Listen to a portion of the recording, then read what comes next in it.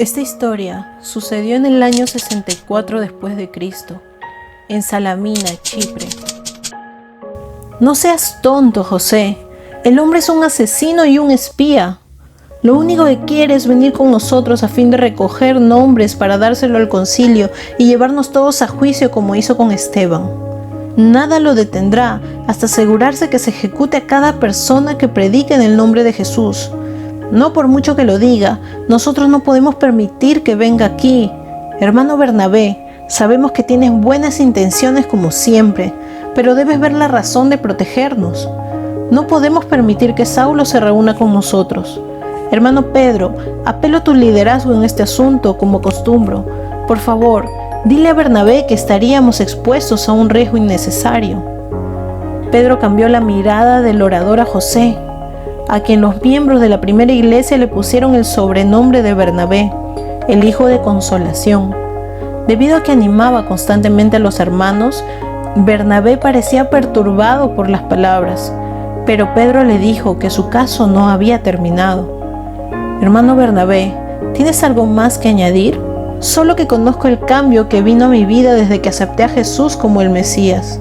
Y sé que el cambio que vino a tu vida, hermano Pedro, y a la tuya, hermano Isaac, y el cambio ocurrido en el resto de ustedes aquí hoy. ¿No predicó Jesús que todos los que invocaran su nombre serían salvos? Pues bien, Saulo invocó ese nombre. También se encontró con el Jesús resucitado en el camino a Damasco. Conozco al hombre que cuidó las ropas de esos que apedreaban a Esteban, mientras que nosotros permanecíamos impotentes. Y conozco al hombre que les decía a los hermanos judíos y griegos en Damasco que Jesús es el Mesías. Es el mismo hombre por fuera, pero no es el mismo por dentro. Saulo ya no es un perseguidor, sino un hermano en Cristo. Es más, abandonó Damasco por temor a su vida, debido a la audacia de su testimonio. Cuán bueno es el sacrificio de Jesús y el perdón de Esteban hacia esos que lo mataban, si no podemos mirar más allá de la carne de un hombre y aceptar lo que hizo Jesús para cambiar su corazón. Los que estaban en la habitación guardaron silencio por un momento. Luego Pedro les habló a todos. Como siempre, Bernabé, has hablado directo a mi corazón. No le puedo negar el compañerismo a cualquiera que invocara el nombre del Señor cuando no lo haría el mismo Jesús. ¿Puede hacerlo alguno de ustedes? Mientras Pedro recorría la habitación con su mirada, nadie se atrevía a mirarlo, pero muchos asentían con la cabeza en conformidad con él. Sabían que el peligro de rechazar las palabras de Jesús era mayor que cualquier amenaza a sus vidas. De esta manera, fue que a Saulo, quien estaba destinado a convertirse en el apóstol Pablo, lo admitieron como hermano en la iglesia de Jerusalén por Bernabé, el alentador.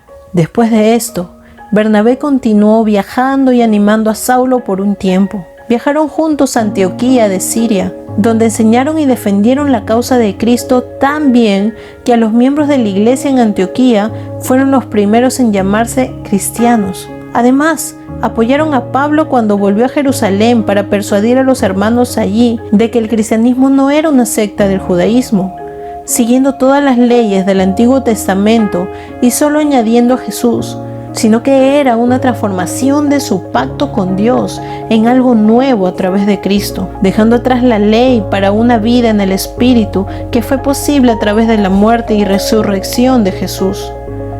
Bernabé era un orador tan elocuente y un predicador con tanta pasión y convincente doctrina que lo escogieron para hablar por Pablo en su primer viaje misionero.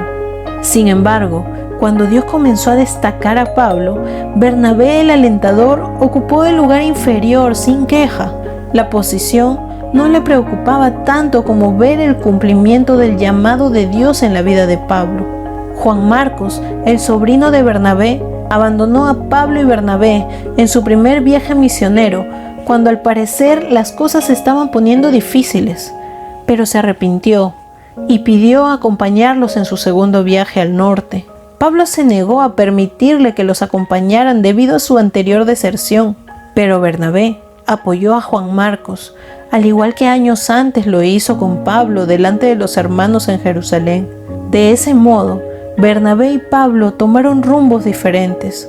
Pablo se llevó a Silas y se encaminó a Siria y Cilicia, y Bernabé y Juan Marcos fueron a Chipre. Al final, Bernabé animó a Juan Marcos para que viajara con Pedro. Siendo oriundo de Chipre, Bernabé se quedó allí predicando a Cristo a todo el que se encontraba en su camino.